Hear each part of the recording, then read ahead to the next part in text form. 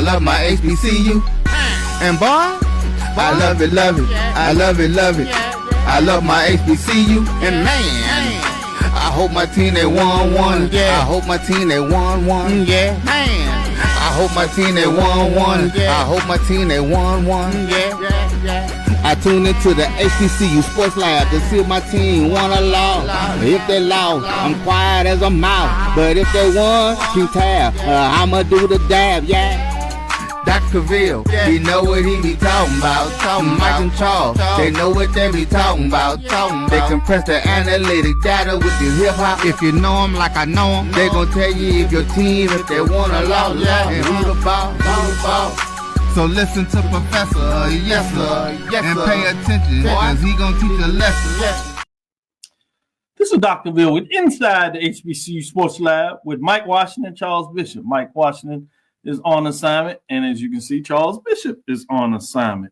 As Charles Bishop is calling play-by-play, Texas Southern and Prairie View, the baseball rivalry is playing today, so folks can get Sunday Easter off. So they started a day early. We might get him to pipe in and see what's going on out there. We might even get Bryan to sneak, as he's telling us that Bethune-Cookman is on the road playing a non-conference baseball game, I believe, Stetson. So we'll see. Maybe we can get some updates of what that's looking like. My understanding, he's in the house. We might even sneak down to Prairie View and get some insight from Joe Clay, 1876 Sports and Cultures. He's down there for the spring game. A little change. You told me to the show that Morgan State is doing something like that as well. They have a track meet, so they're moving it to get a Thursday mix in there, and Prairie View is doing a little something different. I think you got the cancellation of spring games, changes to the spring games. You got different dates. So it's all over the place for various reasons for coaches, whether it's about kids getting in the transfer portal or, as coaches would like to say, poaching, but it is what it is from this perspective. So that's a little bit of my intro in terms of the news of the day. But let me do an official welcome to everybody. Welcome to episode 650 of Inside the HBCU Sports Lab radio show and podcast, the show that's covering the sporting HBCU dash for all things HBCU sports for institutions large and small, from NEIA to the NCAA. We share insights and information on the HBCU sports culture, HBCU athletic aesthetics to facilitate the story of HBCU athletic programs and the business of HBCU sports. Simply, we just call it HBCU sports pedagogy. I'm your host, Dr. Kenyatta, along with my co-host, Mike Washington and Charles Bishop. They're on assignment, as I said, so I brought in none other than David L. Rhodes. Going to give us some updates. Obviously, you had him showing out yesterday for the independent reports, or the Indy reports, as they like to call it. But we're filming from our home studios and sending a signal out to KCOH 1230 AM studios with the Texas Radio Hall of Fame, multi-Hall of Fame, as I like to let everybody know. That's Ralph Cooper, in the beautiful home of Texas Southern University for Houston, Texas. For those that hadn't heard, me center stage in a lot of ways, him as well as Chatterbox, because that's where he heard me from. But Ralph Cooper brought me into the radio studios and allowed me to talk about HBCU sports, talk about the business side of sports management, talk about TSU's, Texas Southern University's sport management program at the undergraduate and graduate level. So we've been able to recruit and grow that program beyond my wildest dreams, bringing in professors. We've brought in a new professor, Dr. Dixon. He moved over from Jackson State as he decided to relocate. So he's with the program officer, Charles Bishop, he teaches as an adjunct. Billy, soon to be Dr. Billy Rosenberg, is a visiting professor. He's come through the program from the beginnings, an undergraduate now about to earn his doctorate. So I'm excited for him. He teaches in the program. And then Courtney Flowers, a partner that really has helped hold things down as I've been able to move into some administrative roles over almost now. It seems like a decade. So appreciate what she has done in terms of that. So, yep, Dean, as we say, of college education, the literal job, and then Dean of HBCU Sports, what we like to talk about in the lab. With that being said, David, how are you doing today? Doing great, man. It's almost Friday. You know, it's been review week in my workplace. So it's people. A lot of people are happy, and there'll be some people that are sad. But I got through all my reviews so far this week, so I'm hoping to have a quiet Friday tomorrow. I get my review tomorrow, so we'll see how it goes tomorrow. I have to do reviews of staff and administrators, so I can imagine some of them, like you said, are happy, and some of them are sad, and some of them might be real sad if they're not careful. But that's a whole different discussion. That's HR. I'm gonna leave that right there. It's out of my control. That real sad is out of my control nowadays, so I really can't do too much about the real sad portion of the review game. Real. So that's real. Today's episode of Inside the HBCU Sports Lab is sponsored by THG Agency. THG Agency is a company that provides sporting and educational consulting and data analytics. With that being said, David, what are some news of the day that you want to start out with? What's on your mind? I mean, we might as well go ahead with the FAMU hiring their new basketball coach. They hired. It's just a little big. A little bit. You know, when you out here hiring Heisman Trophy winners and NBA Finals NBA players, former NBA players, you know, that's pretty big. So they hired Charlie Ward to a 5-year deal. After Coach Patrick Cray went on to Grambling after one season. I think that this is a phenomenal hire for them.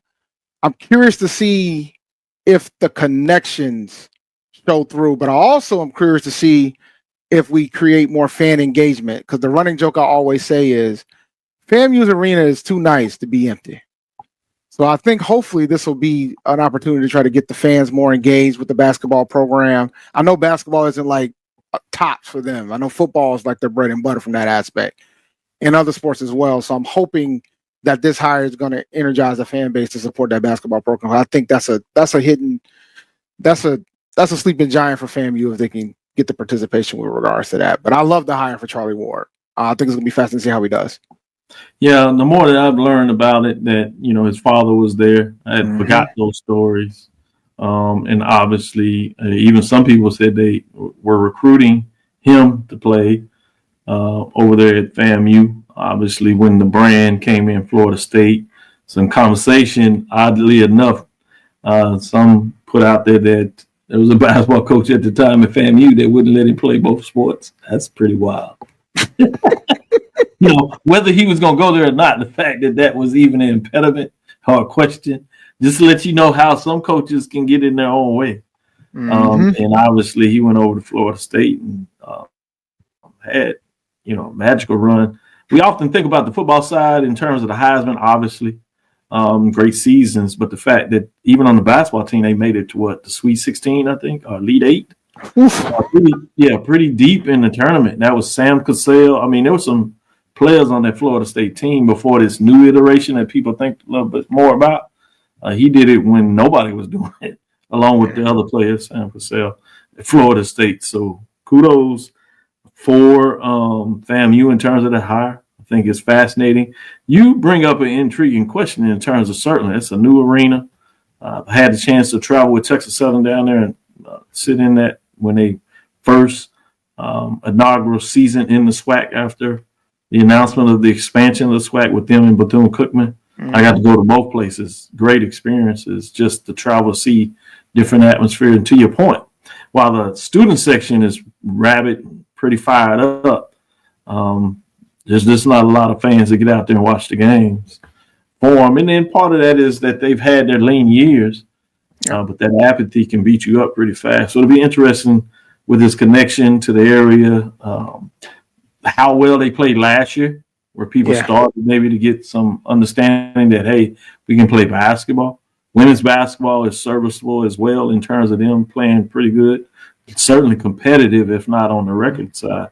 So if you can get that combination, it will be interesting to see, can they get more folks from the community, more alums that are in the area to come out and support basketball. So it'll be fascinating. We've seen this iteration several times in the SWAC, and the basketball coaches, not only do they churn, but there are some pretty talented coaches in the SWAC, which is fascinating, which puts me back out there that I want to see some matchups between the SWAC and the MEAC. I want to see some more matchups between A&T, particularly some of the SWAC schools, on what football wise we think about is the Eastern Division, where the travel may not be too arduous. So I'd love to see a little bit about that, so be interesting. And then maybe we can find somebody to put something together to do some type of early season basketball tournament. Man, I've already talked to somebody that I know very well about that. I'll leave it right there. Yeah, I'm just saying, man. Like you ain't. Yeah, you ain't and I don't want to acknowledge Chris Paul is doing some amazing stuff. Oh yeah, over here. I think that's important. We've seen some other folks do that. We've had, you come out of Carolina, and I remember actually going up for the MLK tournament that was played with A&T being the only Division I school playing in it. The rest of them were CIAA schools because at the time Central was in the CIAA. I remember those matchups coming for that, and then Johnson C. Smith and another CIAA getting significant crowds, 15, 16, 17,000. I was amazed at that time coming to the SWAC, seeing basketball at that level. Then obviously you've seen a new iteration of Michael B. Jordan, his basketball class he puts up there, New Jersey, New York area. Yeah, they've had some amazing crowds. I got to put that on the list, get up there before that moves around. Have you made to one of those games? I went to the inaugural Michael B. Jordan one. It was right during the COVID period too. But it was also the same weekend as the Celebration Bowl. And it's fascinating because I had some pretty decent seats, and I was sitting behind the folks that helped organize the event, and they were asking me questions about suggestions. And the first thing I told them was, you got to get it out of this weekend and move it to like the winter, like in February. Like you got to move it, because I was like, you're going up against the Celebration Bowl right now. You got that year with Jackson. It was Jackson State versus South Carolina State, same weekend, right? Deion Sanders' first Celebration Bowl appearance. You don't want to compete with the Celebration Bowl because that's where everybody's going to be at. You'll probably get more people if you do it like in the core of the basketball season in February. So then the following year they moved to February, and it was a big difference from a crowd perspective. I know my partner Malcolm Banks went to the second one. Okay, yeah, I plan to get up there. Maybe I can catch up with you and get you to come back to another one. We can see if we can have a good time. Treat you well like I did in Atlanta that time. Yeah, man. Like it's not. A little bit of trouble. It was a pretty. I can never get in trouble. Not anymore, at least. So, they but it was a really good event. They had like a college fair. Me and my daughter went, so it was pretty cool. I was on television a lot in the first one because I was right behind the commentators, so that was pretty cool. Michael B. Jordan walked by us, and people were following him. That was a hilarious exercise to watch because everybody was like, loved him. So, but no, it was a really good event. Really good event. But now I'm looking forward to see what FAMU does, man. I want to see. My question is, what is success for FAMU basketball? And I know folks don't want to hear that, but I'm wondering, right? Like, what is success for FAMU basketball? I know everybody wants to win championships, but that basketball program has always they've been down for a long period of time before this year. So I'm fascinated to see what the expectations are for Coach Ward. I know it's about the connections too, but I'm very fascinated to see how that pans out, and I think he's going to do well there. I agree with you. Very fascinating. Next week, some tennis championships coming up for the MEAC. It'll be interesting to see what that looks like. South Carolina State women won their third consecutive MEAC regular season, so see if they can get it done in the tournament. South Carolina clinches MEAC tennis regular season title with the sweep over Norfolk State. So South Carolina State looks like they're going to do what they're going to do. So we'll do that.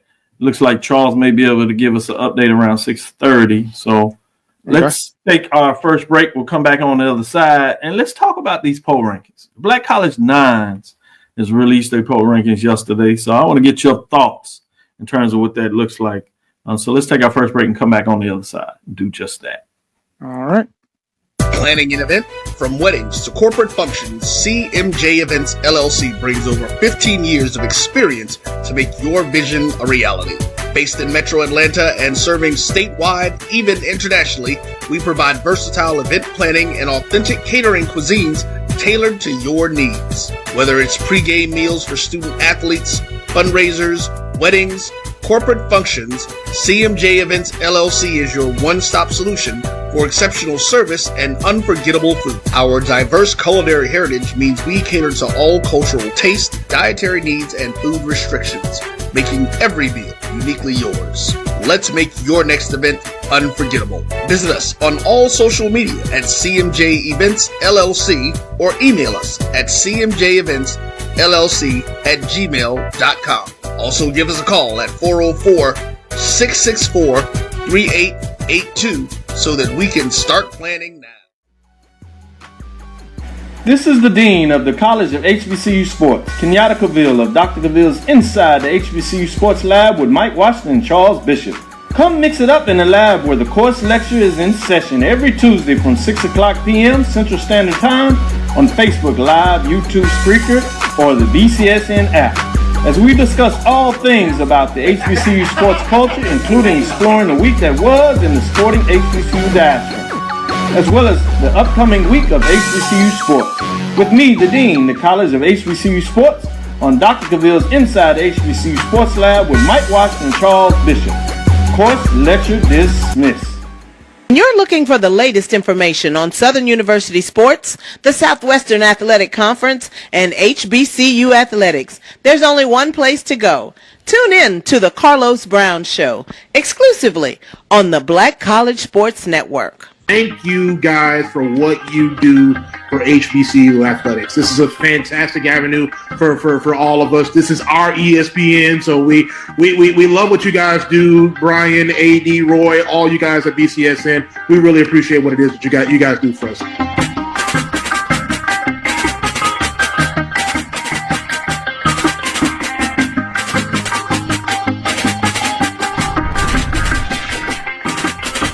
Press the analytic data with your hip hop. If you know them like I know them, they gon' tell you if your team, if they wanna lose, and who the ball.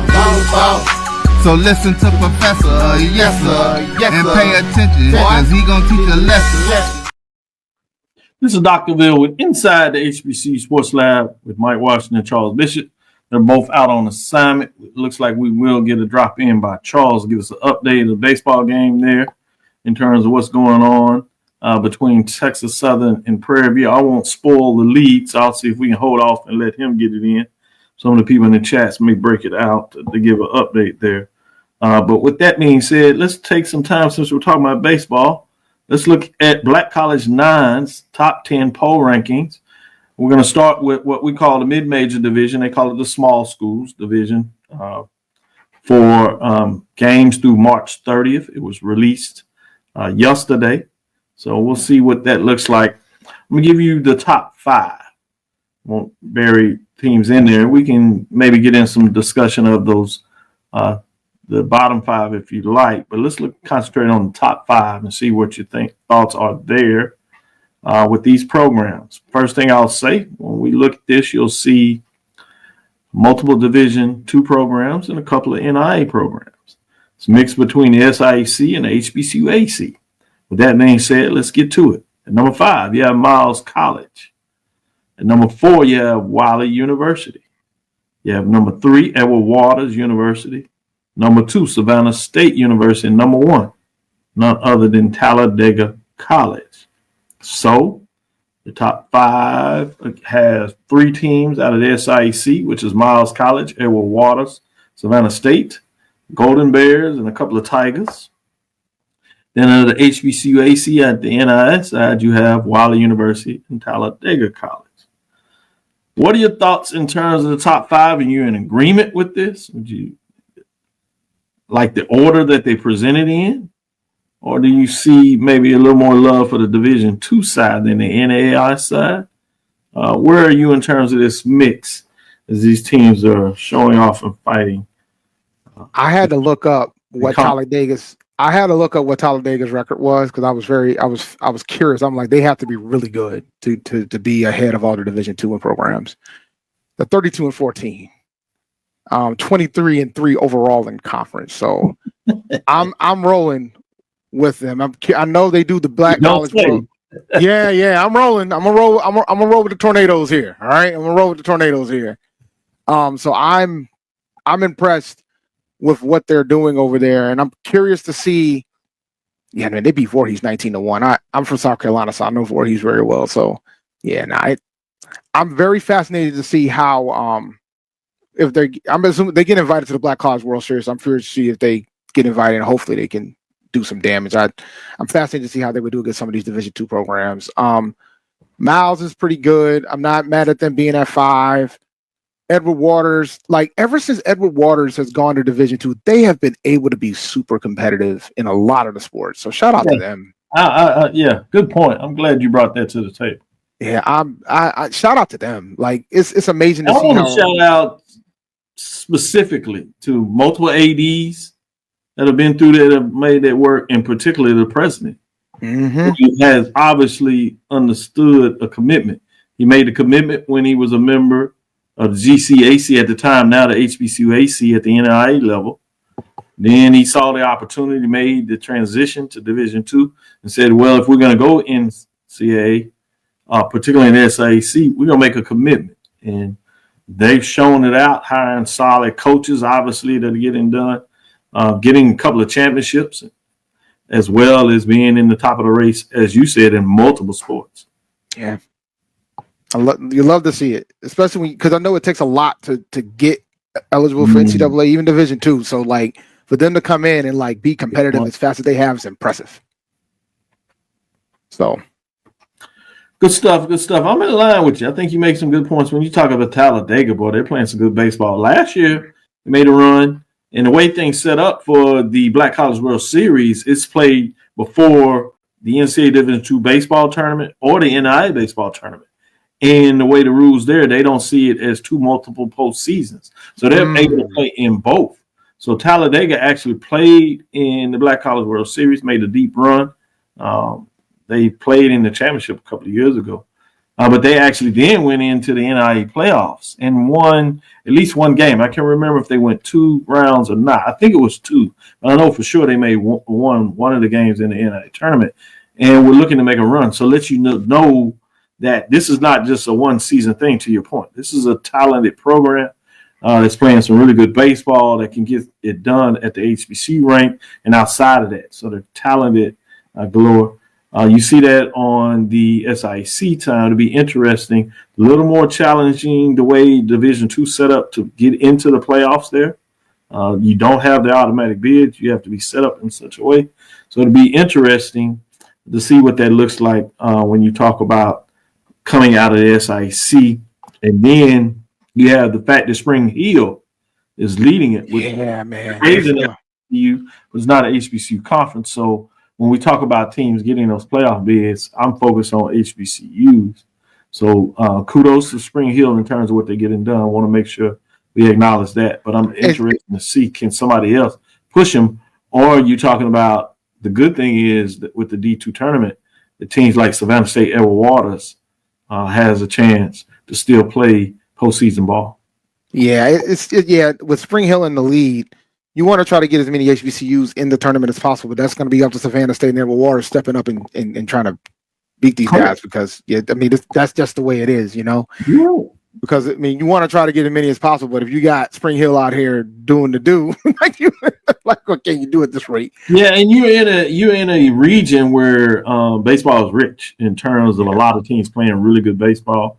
They're able to recruit, obviously, from the fertile areas of Georgia, Florida, get in Alabama, and then a lot of them, because it's so big, they can recruit nationally, particularly in the Midwest where it may not be as big. And some kids say, hey, I want to come try my luck down there.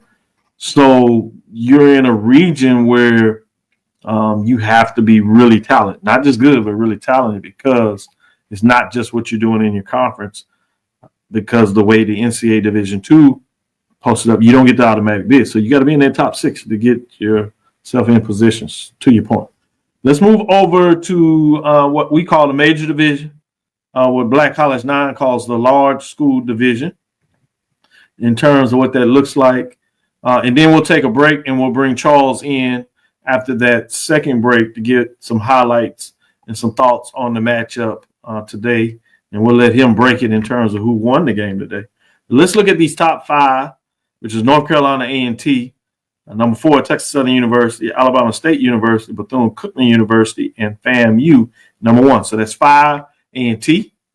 Number 4, Texas Southern University. Number 3 is Alabama State University. Number 2 is Bethune-Cookman University. Number 1 is FAMU.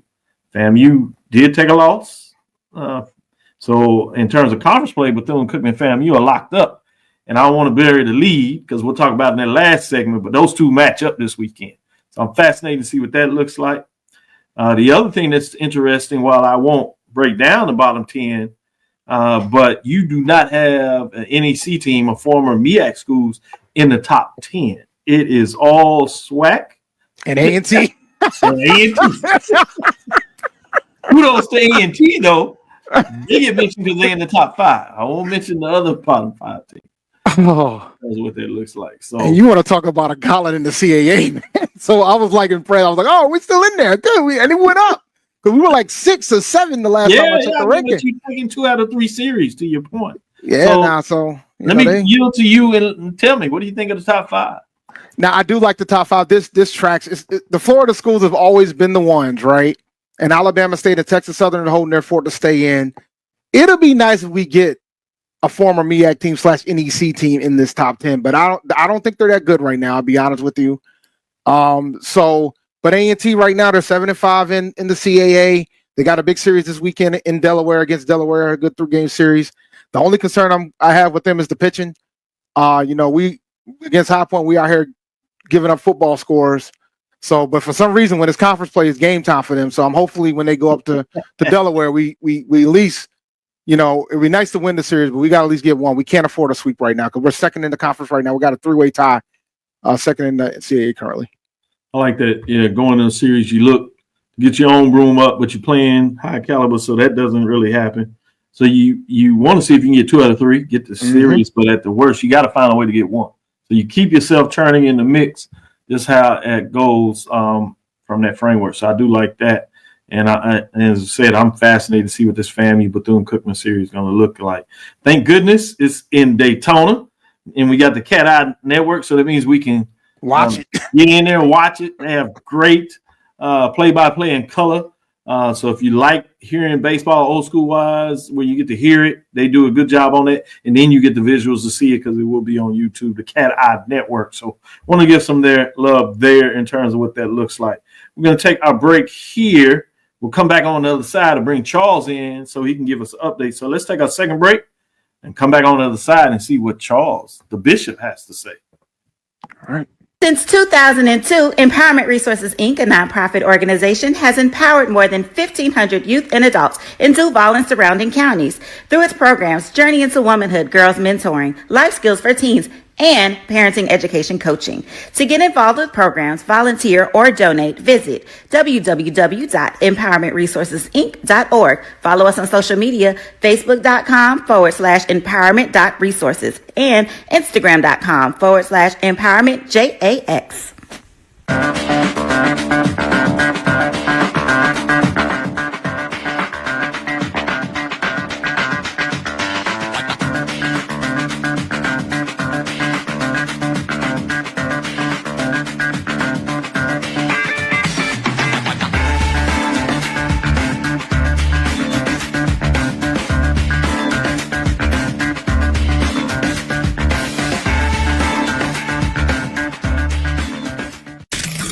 The human voice has always connected audiences with experiences. Major brands all across America have trusted Kever's voice time and time again.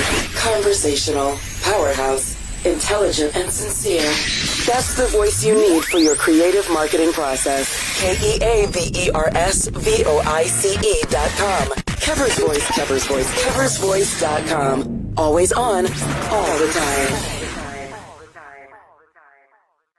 It's never too early to plant the seed, to share the tradition, and instill a sense of pride in your HBCU with your little ones. HBCU Pride and Joy Children's Boutique helps you share your school spirit with a wide selection of adorable kids apparel and accessories officially licensed from your favorite HBCU. Visit HBCUPrideJoy.com and follow us on all social media at HBCU Pride Joy on Facebook and Twitter. When it comes to professional learning, teachers deserve better. From the leader in online learning, Stride brings you the Stride Professional Development Center, an on-demand library of mobile-friendly courses that gives teachers choice and flexibility, allowing them to learn anytime and anywhere. Our dynamic courses provide bite-sized learning and help educators advance their knowledge while also gaining professional development hours. It's time you take charge of your learning. Visit us today to get started. Compress the analytic data with your hip hop. If you know them like I know them, they gon' tell you if your team, if they wanna lose, and who the ball. So listen to Professor, yes sir, and pay attention, cause he gon' teach a lesson. This is Dr. Cavil with Inside the HBCU Sports Lab. We're going to bring in Charles Bishop. We have Bryan digging in here. We're going to just jump right into it, Charles. You there at Texas Southern University, home of, there in McGregor Park, home of Texas Southern University baseball. We have a big one because it's a rivalry between Prairie View, Texas Southern. One of these teams really needed to get this win. Certainly need to find if they can get the series because both teams are struggling a bit over the last weekend. So tell us a little bit about the lead. I didn't give the score out, so you can start with that first. Who won the game today, game one of the 3-game series? And then what did you see? Yeah, big game today for Texas Southern as they got to win 13-9 over Prairie View. Huge 7-run inning, Doc, back in the 5th inning. We talked about Damian Garcia in terms of what he's been able to do. He had a 4-home-run game against Arkansas Pine Bluff last time out. 2 more home runs today for Texas Southern. He's vaulted himself up the SWAC standings in terms of home runs, but has 11 going into tomorrow. But you know how the winds blow out here at McGregor Park. He gets it up into the new urban jet stream that is McGregor Park, and he got a couple of them out. But I brought a guest for you, Doc. I mean, I can't just do myself justice. I wanted to bring a coach to you. So, how you doing? Good deal. How you doing, yeah, yes, indeed. I'm doing well. What's going on, Coach? Nothing much. Just excited about this first victory. Yeah, tell us a little bit about that. Obviously, there's been some things going on. I don't know if you want to talk about that, but you've been able to lead the team. You've had to step in a role that is more than naturally what you do, and you've done a great job at it thus far in terms of really stepping in there. But tell us a little bit about that, and then go in and tell me how you're proud that the team was able to get this victory.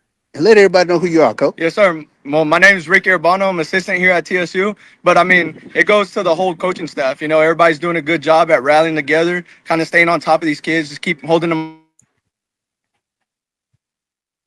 We lost the audio. Yeah. Our jobs and creating men and just keep competing. You know, last weekend was a struggle, but we bounced back this week, had a good, tough, very mentally tough practice, you know, trying to stay positive, trying to stay competitive, trying to understand that it's a long season and we're here to fight. And we're here to continue to get better each and every game. Well, let me say this. You got the one today. So that means yes, sir. Yep. Big. Anybody stand out into the matchup today? Oh, yes, sir. I mean, Jay Jones still swinging a hot bat. Bryce Hughes hit a huge, I believe it was a grand slam or a grand slam. So that's just huge. Make sure you tell Bryce Hughes that his professor, Dr. Cavil, he's in one of my graduate classes that I'm proud of the work he's doing in the classroom and obviously what he's doing on the field. Make sure you yes, sir. Yes, sir. I sure will let him know. And then Damian Garcia, like Charles said, you know, just staying hot. Our offense been producing. Pitching staff struggled a little bit, but I mean that's why we're here to back them up. You know, it's a full team sport, and if the offense shades a little bit, hopefully the pitching staff can pick us up, and the pitching staff struggle a little bit, so the offense picked them up, and it's just a good team win. You know. Have you made a decision of who's going tomorrow as the starter? I'm not sure. I believe it's Cavil Brazil still. So we're going to keep the same pitching rotation that we've had, you know, just hopefully we have a quality start. Calvin gave us good 4, then started struggling in the 5th. We tried to turn it over to the bullpen. Jose Lucioni came in, very competitive, throwing a lot of strikes, you know, just exactly what we want from somebody coming out the pen. And then after that, we kind of just struggled throwing strikes and put PV in an opportunity to bring the tying run to the plate in the top of the 9th. So we got to just finish games, continue to fight, continue to stay locked in, and continue to just bear down and compete the Texas Southern way, you know? I like it. Go Tigers. Thank Yes, you, sir. Coach. We'll let you get back to it. I know you need to get off your feet a little bit so you can get ready to go tomorrow. So Yes, let sir. me go back to Charles and I get have in. one request. Yes. Yes, Go sir. ahead. Take out the Florida schools, okay?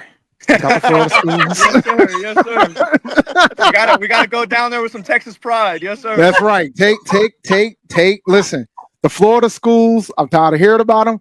Take out the Florida schools. As a former MEAC participant, take out the Florida schools. All right. Yes, sir. Yes, sir. Good We're gonna job, Keep at it, we're Coach. gonna give it our all. Charles, Yes. what time they go tomorrow? 2:00 first pitch tomorrow. Like you mentioned, Kiwan Brazil will probably go for Texas Southern tomorrow, but exciting game today. When you talk about rivalry game, Prairie View was able to sort of mount a bit of a comeback. They left the bases loaded at 13-9 in terms of a ground out to end the ball game. But exciting ball game today. But like I said, Texas Southern, they're continuing to swing hot bats. 14 runs on Sunday against Arkansas Pine Bluff, and they put up another 13 today. So this is a team that can hit with the best of them. They got two of the better hitters in the SWAC when you talk about Kelton Phillips playing center field for Texas Southern, and also Jaden Jones, second baseman. They're both in the top 10 in terms of hit batting average in the SWAC. Good stuff. Well, we'll let you go. I know you need to not necessarily get off your feet, but you got to clear up your throat, man. Yeah, you got one tomorrow, right? Yeah, got one tomorrow. Get your cold, man. We need you tomorrow. You know, no doubt. You can have one. That's all right. I take it back. I know you had a great day working out this morning, so I'll let you have one. I appreciate that, Doc. I appreciate that. All right, we'll let you make it, Charles. You're welcome. Appreciate it, guys. Have a good one, Charles. All right. You can jump off. Let me go to Bryan. He's down there going to give us some updates in terms of the Florida schools. He's at one of them. Bryan, tell everybody where you are. Hey Doc, and Dave. Good to be on with you. I am live here in Sanford, Florida, as you can see behind me at the historic Sanford Memorial Stadium. This is I don't know, could be considered maybe one of the older ballparks in the state of Florida. I believe it's claim to fame. This is where I believe Jackie Robinson once played. I'm trying to recall if it was in the Negro leagues or if it was in the minor leagues with the Dodgers organization. But yeah, this is a good atmosphere, and you know we got both of the Florida teams. The first place battle between Florida A&M and Bethune-Cookman. This is a Bethune-Cookman home game. They moved their game from their stadium over here. I don't know all the particulars as to why, but right now we are in the top of the sixth inning. FAMU at the plate. Bethune is up 4-0. They jumped on top of us with a 2-run homer in the bottom of the first inning. Picked up another run in the bottom of the third. In a bases loaded situation, we managed to get out of it with only giving up one run. And then in the bottom of the fifth inning, Bethune got another score off of a throwing error. Runner came around from second to score. So, you know, it's a little tough going right now. Hopefully, FAMU can get to the Bethune bullpen and do some damage against the bullpen. So that's kind of where we're at. I think FAMU has only gotten maybe two or when I left to come out here, they had only 2 hits through 5 innings. Bethune only had 4 hits through 5 innings. Of course, as mentioned, they had 4 runs on those 4 hits, and they had FAMU had 1 error. That's the only error of the game, which actually resulted in a run. So right now, FAMU's number 2 pitcher, Garrett Workman, is on the mound. Heard some interesting news earlier regarding FAMU's defending pitcher of the year. Not sure what the status is of Caleb Granger. Not sure whether he is done for the year or not. He got injured a couple of games, a couple of series back. And so I think St. Clair Moraine, I was talking with my good friend Keith Keith, who does the Things Up podcast. Keith was saying that Moraine broke the news that Caleb may be done for the season. Ooh. So, that's a tough blow if that is, in fact, the case. So, that's a tough blow for FAMU.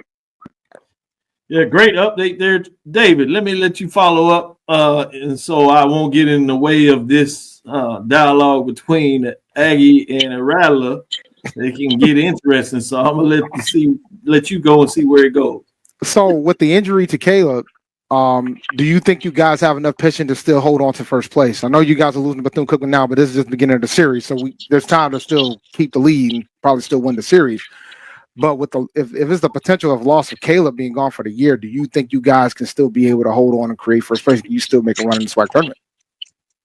Well, from what I've seen thus far, behind Caleb, the number 2 and 3 pitchers had been performing pretty well. Now, Workman, who's pitching today, is a true freshman. So, there's that, but I honestly, I don't know, Dave. That's a great question. And the good point is we're at the halfway point of the season, and we've got 15 games to kind of figure it out, right? We got 5 series. This is the first of 5 series. Really, this is actually the second series because he did not pitch the last series when we went out to Mississippi Valley, out there to Itabena. He did not pitch in that series. So this will be the second series without him in the number 1 spot. So we're going to find out. We're going to find out what the pitchers are looking like. And I'll say this very quickly. I watched us play UCF on Tuesday right here in Orlando, and we played really well. I mean, we gave up 5 runs, and the pitching looked pretty good. You always run the risk in those games of bleeding out a lot of runs if your pitching isn't on point. So there's hope. There's hope. And, ask me that question in about 4 weeks, and I'll have a better answer for you. That's the appropriate answer. Give me some time. Give me some time to figure it all out. Yeah, give me some time to figure it out. I know Coach Hoop is working to figure it out as well. Yeah, I'll give you some updates, Bryan. Know how much of that you heard. Texas Southern was able to get the first game against Prairie View 13-7. So Prairie View slid quite a bit. Those football scores out there from those SWAC West schools, huh? Yeah, for sure. Lately, it has been the case. Southern and Arkansas Pine Bluff is early, so according to D1Baseball.com, may be a little bit behind. It was 0-0 in terms of top of the first. Alabama A&M and Jackson State. Jackson State is at home for that game. They've jumped out to a 2-0 lead, and that's in the top of the third. Alcorn State and Grambling play, but they don't start until 8:30. Talking about a late capper there, and that's probably 7:30 Central, but still pretty late. But you see, because of the holiday weekend, a lot of these teams decide to play early on Thursday to give the players all a chance to celebrate Easter Sunday, as well as the coaches for that matter and the family. Right. Together. So I like that.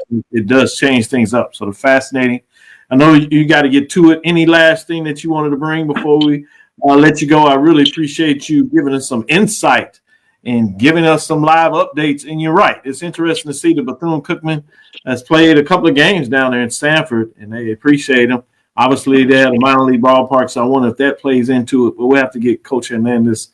We'll text him, get some updates so we can find out the decision about it. Hopefully it's not anything outside of what's going on in Daytona, and they just choosing to do it, which certainly could be interesting. Nice ball for it. And credit for Sanford for allowing it to. Any last thing you want to share before we take third break? This is a great opportunity. If any of your listeners or anybody who's watching is in the Central Florida, Orlando area, regardless of whether you are a FAMU fan or a VCU fan, the admission is free. It's free to come in. So it's a great venue, great spot. The game out there. Yeah, I mean it's 6:00 start tomorrow, and then Saturday it's a 2:00 start. So any of the youth baseball programs, the high school programs, it's a great opportunity to come out and watch baseball between 2 of the best teams in the SWAC right now, and it's a great opportunity. So props to Bethune BCU for making this happen. Good stuff. I will credit there. I will sneak one more to you. Top of the 7. Check this one out, Bryan. Alabama State 4. Mississippi Valley State 4. Yeah, look, And look, Valley battled us. I mean, I thought we would sweep them, and they got that third game against us, and actually were very competitive in the second. So, yeah, I guess you can't sleep on Valley right now. You can't sleep on Valley. But Valley always gets in y'all nerves, man. So like that's what they do. It's just one of those years, man. It's just one of those years where they're I wasn't gonna bring it up. I knew David was gonna find a way. And look, it wasn't just football either. They got women basketball too, you know. They be sniping folks, man. They just Valley. Hey, I'm just glad that they moved off Prairie View because for a while it was a Prairie View thing. You know, basketball, certainly football. Now maybe it's shift. Let Valley take all their frustration out on the Rattlers. I like it. I hope not. Can't wait for this year to be over with so we can get back to some normalcy. With that being said, seriously, we'll take our last break, come back on the other side, and we'll talk a little bit more about these matchups and some early scores and get David's thoughts on it. Again, appreciate your time doing the muscle. So good stuff. We'll be right back after this last break.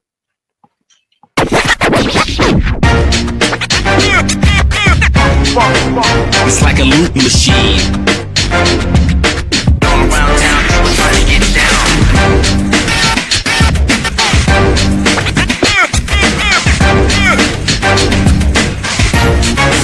It's like a loop machine.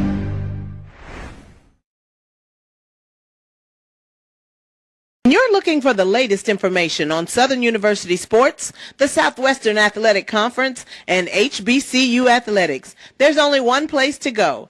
Tune in to the Carlos Brown Show, exclusively on the Black College Sports Network. It's never too early to plant the seed, to share the tradition, and instill a sense of pride in your HBCU with your little ones. HBCU Pride and Joy Children's Boutique helps you share your school spirit with a wide selection of adorable kids apparel and accessories officially licensed from your favorite HBCU. Visit hbcupridejoy.com and follow us on all social media at HBCU Pride Joy on Facebook and Twitter. Hey y'all, it's your girl Sonia from She Say Sports. Make sure to check us out every Friday morning at 9 a.m. on Black College Sports Network, YouTube, and Linktree. And please don't forget to subscribe to our YouTube page.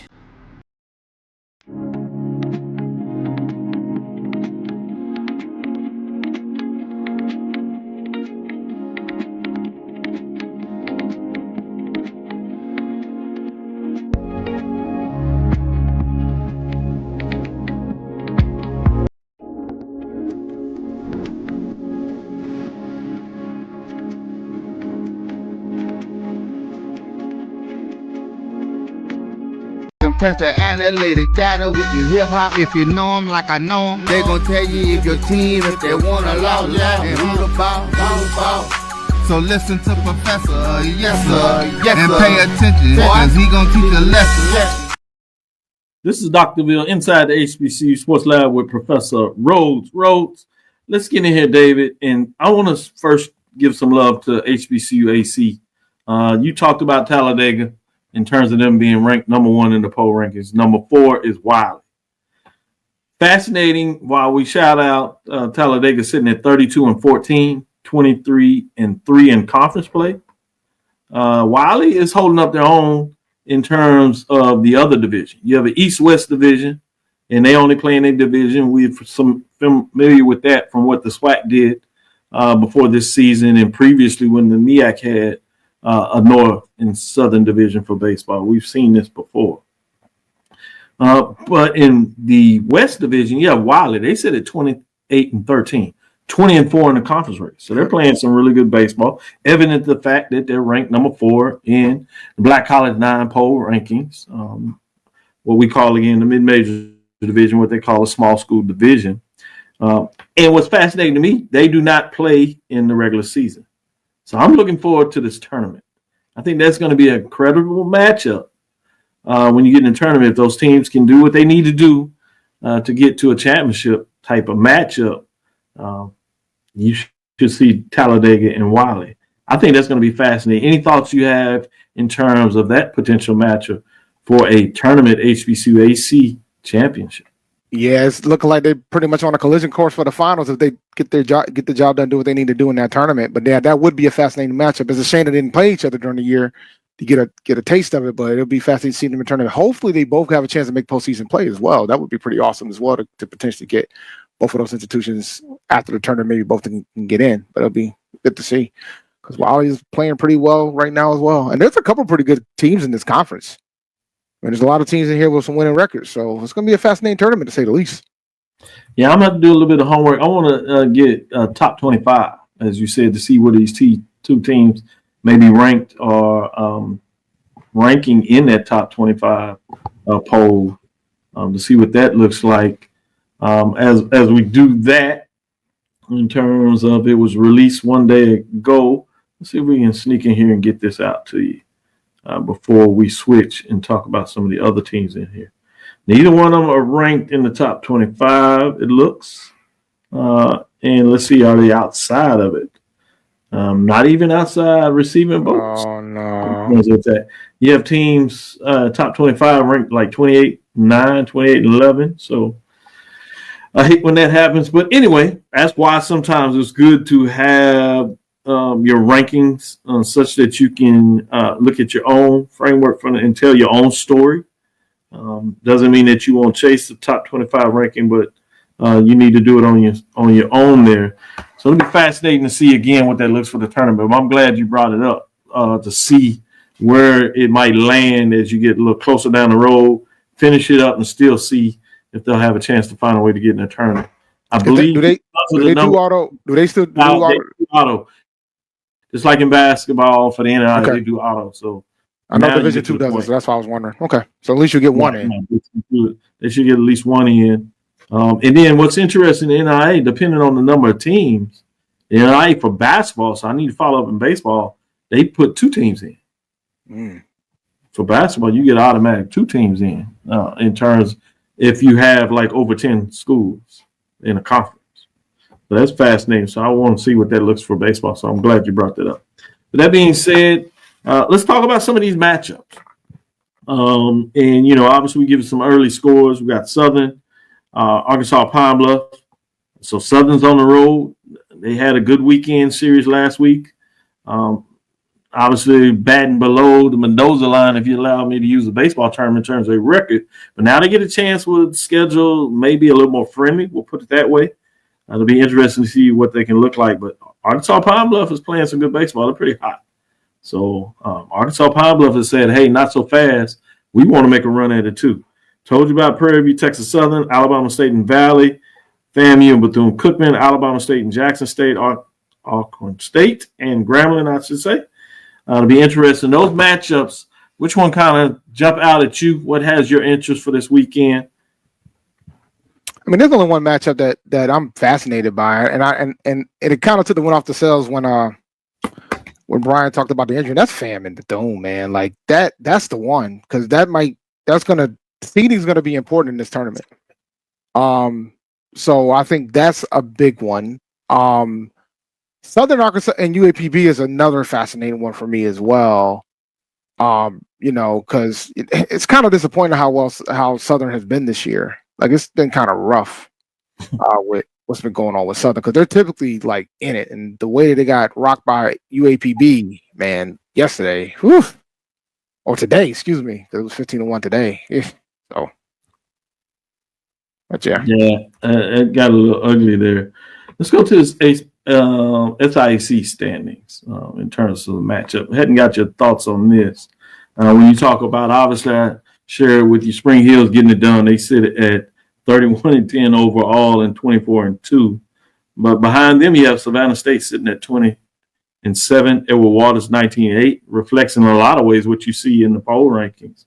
But then you have Albany State. It seems like they're getting hot. They were struggling a little early in the season, but now they're getting back to what we think about Albany State certainly being in the race. They sit at 23-17 overall. More importantly for them, they're 17-9 in the conference race. So I'm intrigued about that. I want to give a little love to Benedict sitting at 19-13, 15-11, while Miles finds a way to be in the top 5. They're not even in the top 5 in their conference standing. They sit behind Bethune But Benedict, I should say, at 18, 20, and 1, 13 and 12. So way back in terms of, but those top teams, Savannah State, Edward Waters, Albany State, you might even want to throw in Benedict. They're just two behind Albany State there that's playing some good basketball. And let me tell you the last 10 to give you some indication there. Savannah State, 8-2 in their last 10. Edward Waters, 7-3 in their last 10. Albany State, 8-2 in their last 10. And Benedict, the one that's outside of that, struggled a little more at 6-4 in terms of what they look like in their last 10. Yeah, I'm a biased guy, so I'm hoping that Benedict can keep it rocking and try to figure it out because they're so close to get higher up in the stand, at least get in the top 4. But yeah, man, it's a shame how dominant Spring Hill has been, man. They're 5 games up on anybody else, but Savannah State is fascinating. Edward Waters is as well. I'm hoping that somebody will knock out Spring Hill a little bit, just a little bit. But they've been they've been really good in the conference, which is tough to see. But we'll see. And I don't know where it's going to come from, man, because if Savannah State maybe might be able to get in some trouble, maybe Edward Waters, but that 2 through 4 slot is fascinating because they're only 2 games between each other. Good stuff. Let's give a little independent love. We talked about A&T sitting at 5 in their top 10 ranking in the 5 spot, even doing better in conference play in terms of being in tie for second there, I believe. But they have a tough matchup with Delaware. I want to get your thoughts in terms of how they've been playing baseball. They're sitting in the CIA. That second spot tied there, a couple of games back first. Playing some pretty good baseball, at least in conference play, and getting it done. What are your thoughts in this series, and what do you see them looking like as they move forward in conference play? Yeah, so Delaware is next up on the docket for A&T out in Newark. It's going to be fascinating to see if they can keep – the biggest concern I have with them is their pitching. They can hit the ball. Like, I'm not worried about them getting runs. It's just, we had a game last night. We had a game the other day. Was it last night? I think it was last night against High Point. And they came to Greensboro, man, and scored 25 runs on us. We cannot allow that in conference play. And fortunately, during conference play, we've been doing pretty well with regards to that. Like, typically, if we're going to win a series, we'll win the first 2. And then we just, we have a habit of taking a nap on the third game. Like on the previous series against Monmouth, we won 4-3, we won 9-8, and then on the final game we lost 0-13. So it's like, we're gonna win a series, we typically take the first 2 out. We get the first 2 and then take a break on the third when it pairs. So, but they've been playing pretty well. Considering everything. But we'll see how they do on the road against Delaware. Tell us a little bit of how they're doing on the softball side. Not as well as I would like. Let me pull up the softball standings right now because the ladies. I mean, this is the second year. This is the second year for the new coach. We're currently 2-16 in conference, 10-31 overall. So we're last in conference in softball right now. We've only won 1 series. We won a series against Townsend. But overall. It's a young team, so we're hoping to get better. We just split with Presbyterian yesterday. We beat them 3-6 and 5-1. We got a big series coming up against Elon and Greensboro, and then we got Hampton. Well, the women's basketball team has taken the transition pretty well. How has the transition gone for A&T on the softball side? Well, they changed. Well, it's funny you say that because their first year they did okay. They actually made the postseason. In their first year, but then with an interim coach, but now we have Coach Jose Gonzalez, who's rebuilding the program. He came from Claflin. Okay. So it'll be good to see him grow the program and things of that sort. It's been, we always, like I always say, we always try to go up against the HBCUs, and we beat the school down the road. We split against the school down the road, but outside of that, we haven't been playing we beat Maryland Eastern Shore. We played Jackson. We played Jackson State as well. Didn't do too well with them. Played Prairie View. We went 0-3 against SWAC. So y'all can brag about that one. Yeah, I like to hear that. Say that again. Especially when you say it was Prairie View as well. We lost. We lost to Prairie View, we lost to Jackson, and we lost to FAMU. So all you Rattlers, Tigers, and Panthers can go ahead and brag on me this weekend. We didn't get to play Alabama. We were scared to play Alabama A&M, but that game was canceled. That was in Atlanta. We still get involved in those HBCU classes, softball classes that they do. So which is good to see.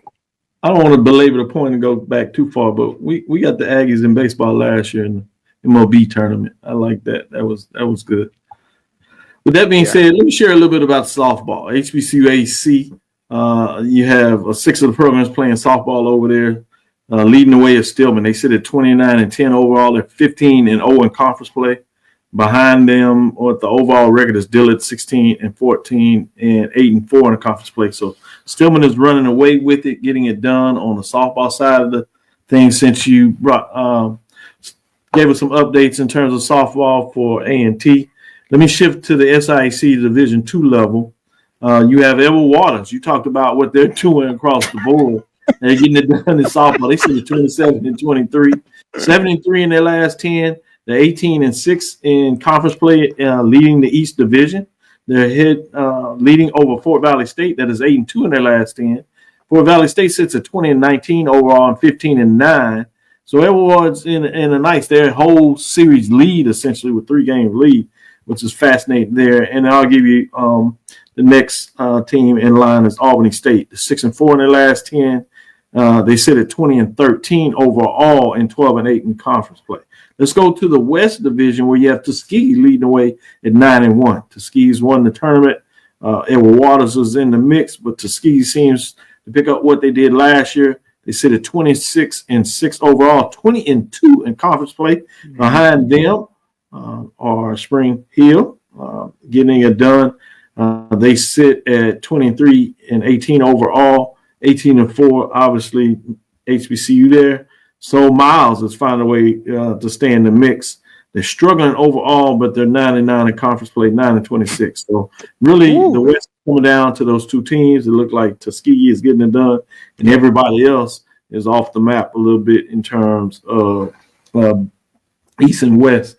So fascinating to see what that matchup might come down with Edward Waters and Tuskegee in the tournament. Fort Valley is not so fast. They might be in the way. Let me know your thoughts in terms of what's going on in terms of SIAC and maybe between what could be another example of two teams facing off in the tournament. I would be I think this might be the time where Edward Waters is going to surprise some folks and finally do it and get a championship under their belt. But it's amazing and it's funny because it's kind of wild because I remember when Edward Waters was doing that transition to D2. Their first year, they scheduled A&T in football. And part of the reason why we had to do that was because Hampton kind of bolted out of the Big South very quickly. Right. And so we needed another game. And we ended up scheduling Edward Waters. We also ended up playing them in basketball that year as well. So shout out to them, man. I think, like we talked earlier, I want to give them another shout out. So it'd be great to see them pull it off. But Tuskegee has just been so dominant in the conference. So it's going to be tough. But I don't want to sleep on Spring Hill because they're right behind them, but I think Tuskegee is going to do what they need to do in the West, and we might get that collision course with them and Edward Waters. Good stuff. Good stuff. Let me go to the CIAA and give them some love in terms of softball as well. They don't play baseball, so we can't do it there, but they do get in there. And I want to make sure I shout out Virginia State does have a baseball program. They get in Claflin as well in terms of the season. That's one of those things where I don't know if you could play a division or whatever, or have maybe multiple divisions. Be interesting for to bring in Virginia State and Claflin as independents in the SIAC to see what that would look like. I think that's something to consider. But Bowie State, thank you. Bowie State is in the Northern Division. They just sit at 500 overall, 17-17, but they're 9-0 in the conference play in terms of what that counts. 4-0 in division. Behind them is Elizabeth City sitting at 3-1 and 4-4. So the division, how they like to do over there is going to be interesting because conference is not even close. When you get in the Southern Division, you got Winston-Salem State sitting at 17-8, 10-3 in terms of conference play, and 6-0 in their division. Behind them, one game back in division play is Claflin sitting at 5-1. They're 6-6 conference and 15-21 overall. So You see Bowie State, Winston-Salem State lining up. It'd be interesting when you get in those Northern and Southern Division, the way the tournament adds up. Can you get those teams that have done it all season long in the division? Do you get the matchup, or do you have upsets coming out of that? So one thing that kind of keeps me fascinated about what that looks like. You're up in that area. You hear anything about CIAA softball? Not too much. I mean, but I will say this: the Northern Division, man, I think it's clear what's the strongest division is in my eyes. So I'm going to be fascinated to see when the season comes out how that's going to be handled, because you might end up with like a Final Four of like nothing but Northern teams, depending on how things fall. Because I mean, Winston's going to be a threat, and I don't want to hear from Stephen Gaither about the Rams. They're already bragging about their women's flag football squads. I don't want them out here bragging about the softball squad. They found a way to win the CI, so we'll see. You know he will. If he's gonna brag about a flag football championship, you know he's gonna make sure softball if they find a way to raise the trophy. Deservedly so. You should brag in your sport. But with that being said, let's look a little bit about the MEAC. Get back to Division I, and then we'll close out with the SWAC. In terms of the MEAC softball, Howard is the prize. They've won 9 straight, sit at 20-17, 14-1 overall. Just behind them, at least in the conference play, is Norfolk State sitting at 11-4. They're 18-17. They did lose the last game, getting it done there. Then it kind of drops off a little bit with Morgan State and North Carolina Central behind them. But look at those top 2 teams with Howard and Norfolk State. I think Howard is certainly the cream of the crop, if you would. They play in that softball tournament and represent really well when you bring the SWAC schools in. A&T gets in the mix in terms of what that looks like. Any thoughts in terms of Norfolk State? Can they find a way? Oftentimes they host that tournament. Can they find a way to somehow get Howard, or will Howard just find a way to continue to do what they do? I think we should not sleep on Morgan State. I know the record doesn't show it, but they're defending champions. I don't think we should be sleeping on. First thing I want to say, I don't think we should be sleeping on Morgan State. They got a big series right now going on this weekend. Morgan State and Howard are playing each other. And I'm gonna throw a jab to the ESPN and the MEAC. Y'all should have did Howard and Morgan this weekend and not Norfolk and Copper. Y'all should have did Howard and Morgan, guys. But neither here nor there. I just want to throw that little jab out there because they should have done that. That's too big of a game. And then we could have seen Banks and Erica. That would have been fine. So, but I think Norfolk will probably end up remaining in second. But I think Morgan might have a legitimate shot to keep this interesting if they can win the series against Howard this weekend. Let's shift. As we said, the last one we'll do is softball. We'll go to the SWAC. Let's start with the Eastern Division. FAMU is leading the East Division 18-17 overall. They've won 5 straight games. They sit at 14-4, but Bethune-Cookman is right behind them, sitting at 12-5. So just one game back in terms of the loss column at 19-23 overall, and playing some good softball late. They've won 6 straight. You have Alabama State a little further back in terms of sitting at 12-8 in a conference race. For their division play, 14-31 overall, and they lost 1. Let's go to the West Division where you have Prairie View getting it done. They had lost their last non-conference game. They sit at 20-18, 14-3. So they have a comfortable lead over Texas Southern that is in the second spot. It is 11-7. So that's more than a series lead, 4 games back for Texas Southern. And Texas Southern has struggled overall, but they find a way to get some big conference wins. They sit at just 11-19. Behind them is Southern that is tied with Texas Southern in terms of the loss, but hadn't been able to play enough games as they just sit at 8-7 in the division race there in conference play. 17-18 overall, losing their last game. Thoughts in terms of closing things off with softball, these races going down the stretch. Obviously, a lot of people talk about the strength being in the East Division, but Prairie View has got a championship, so they can play with the teams in the East, as well as some of the better teams in HBCU as they've gone to some of those preseason tournaments and done really well, including this year where they were undefeated and took home the trophy. Well, Prairie View should be the favorites to come out of here and win this championship. I mean, I know everybody talks about the Florida schools when it comes to baseball, and they got some pretty good softball squads as well. But Prairie View should be able to come in and get it done, man. Like I think Prairie View has the benefit of being in the West, Meanwhile, while the East is just beating up on each other because they're pretty much fighting to see who can stay in first place. True. I mean, you're talking about Bethune being one game out of being in first place. Alabama State's not too far behind. Jackson State's got 7 losses, whereas Prairie View's kind of like 4-game lead. So, they could potentially cruise this thing and hold on and keep that champion, and win the West and be a little more fresher going up against the Florida schools in the East and Alabama State. Good stuff. Good stuff. With that being said, any final thoughts you want to share before we close it out? We didn't talk about NIL today, but I'm just going to say this as somebody who's gone to like 2 alumni town hall meetings, and I'm going to talk about this more in MD tonight. Oh, yeah. I'm glad you brought that up. We need to start thinking about how we fund these things, because it is that the portal opened yesterday, and there's a lot of players in this portal. And I think at some point they might decide they'll come, play for just a scholarship, but it's going to be a while till they get to that point because everybody's looking for some money. Everybody. That's what I've been noticing so far. But the money has to be out there, and I think some people don't realize that if you had a talent and you can get the money, you certainly should take it. Mm-hmm. But it doesn't mean just because some are out there able to provide the money that everybody has the money. At the end of the day, take advantage of the scholarship that you have to help you go get some more money down the road, if that's your goal. And then NIL is out there to the space now that you have it, that you can put in some of that work yourself too. Create your brand. So you can go get the money and put yourself in position with some of these alumni organizations that have their own businesses. And if you could provide the value, or some of the local businesses, then you can go get the money, because the money availability is not just from the institution. It's also about you being able to brand yourself and put yourself in a position to go do it. So that's some things that I want some of the athletes to think about. Is how do I create the environment as an entrepreneur to put myself in a position to get the money one way or the other, if not both. So good points there. With that being said, let's close it up. Thank you for listening to Inside the HBCU Sports Lab.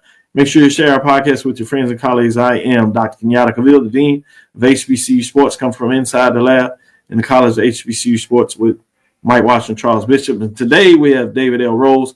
Make sure you tune in as they get it done, talk a little bit more. I want to hear more about what you alluded to in terms of what it means to be successful in athletics these days. Again, we want to thank you for listening to Dr. Bill's Inside the HBCU Sports Lab with Mike Washington, Charles Bishop every Tuesday and Thursday. Enjoy your holiday for those that celebrate the Easter weekend. We look forward, I should say, to next week as we discuss the latest news in the lab. Follow me. That's DrKenyattaCavil, Dr. Kenyatta Cavil. That's on Facebook and Instagram. Inside the HBCU Sports Lab on Facebook and YouTube. Dream big. Continue to move forward. Shout out to Raymond checking us out as he's out there in the stands checking out the Panthers. That is G Boom. Joe Clay, I know he's checking it out. We was going to bring him in, but he said didn't bring the earpieces, so a little bit too much noise out there. So I want to give some love to G Boom as he's sitting out there checking out his Panthers. I'll get the call and get the scoops from you. With that being said, continue to move forward. We will talk with you soon. Course. David. Lecture. Dismiss.